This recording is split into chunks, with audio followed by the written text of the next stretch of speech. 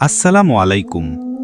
হজরত মোহাম্মদ সাল্লাল্লাহু আলাইহি ওয়াসাল্লামকে আল আমিন বলা হয় কেন? আল আমিন উপাধি লাভ।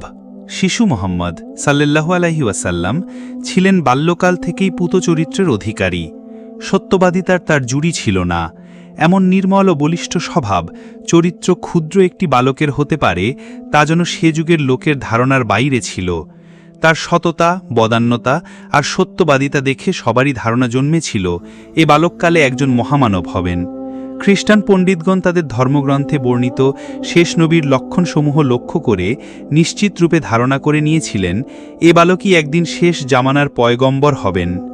যে বয়সে মানুষের কথায় থাকে না বিশ্বাস, কাজে থাকে না নির্ভরতা, বুদ্ধি বিবেক থাকে অসম্পূর্ণ, স্বভাব প্রকৃতি ও চাল চলনে বলবে চপলতা, সে বয়সে কিশোর বালক মোহাম্মদ সাল্লাল্লাহু আলাইহি ওয়াসাল্লামকে কার সাধ্য বলবে তাকে কিশোর বালক?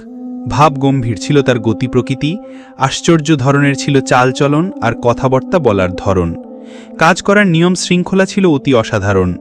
ধ্যান গম্ভীর এবং সুতীক্ষ্ণ বুদ্ধিদীপ্ত পরিপূর্ণ সাধকের মতো ছিল তার আকৃতি প্রকৃতি, বুদ্ধি জ্ঞান আর আদব কায়দা। তার মুখের বুদ্ধিদীপ্ত কথা শুনে মানুষ শ্রদ্ধায় অবনত হয়ে যেত। সততা, বিশ্বাস, সত্যবাদিতা, ন্যায়পরায়ণতা ইত্যাদি গুণাবলীতে বালক মুহাম্মদ সাল্লাল্লাহু আলাইহি ওয়াসাল্লাম ছিলেন অতুলনীয়। যে ক্ষেত্রে সে যুগের প্রতিটি লোক ছিল ভণ্ড আর কপট। সততা, বিশ্বস্ততা, আমানতদারি নামে কোনো জিনিস বিরল ছিল। সেক্ষেত্রে বালক মুহাম্মদ সাল্লাল্লাহু আলাইহি ওয়াসাল্লাম ছিলেন এক ব্যতিক্রম। তিনি ছিলেন সবার নিকট বিশ্বাসী, সৎ, মহৎ, আমানতদার। সরলতা আর সত্যবাদিতা ছিল তার চরিত্রের অলঙ্কার। এসব গুণে মুগ্ধ হয়েই দেশবাসী তাকে দেশের শ্রেষ্ঠ উপাধি আল আমিন নামে ভূষিত করে মহাসম্মান দান করেছিল। কথাগুলো ভালো লাগলে অবশ্যই কমেন্ট করে জানাবেন। ধন্যবাদ।